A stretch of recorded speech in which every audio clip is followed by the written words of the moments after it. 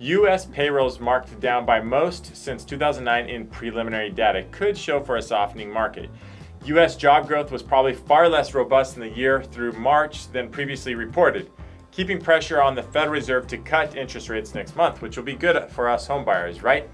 The number of workers on payrolls will likely be revised down from 800,000 for the 12 months through March, or around 68,000 less each month, according to the Bureau of Labor. It was the largest downward revision since 2009. While economists are largely anticipated a decline, some predicted a loss of up to 1 million jobs. The final figures are due earlier next year, so time will tell what really happens. The revision suggests the labor market started moderating much sooner than originally thought. It wasn't until earlier this month that the markets and economists grew concerned with the release of the July jobs report. That set off alarm bells with a weak pace of hiring and a fourth month of rising unemployment. But other metrics like jobless claims and vacancies have suggested a more moderate slowdown. Before the report, the BLS initial payrolls figures indicated employers added 2.9 million total jobs in the period, or an average of 242,000 per month. Now the monthly pace is more likely to be around 174,000, assuming the change is distributed proportionately. Still a healthy rate of hiring, but a moderation from the post-pandemic surge. So the revisions are not a shock given the estimates were for 1 million fewer jobs. So Robert Frank from the Corporate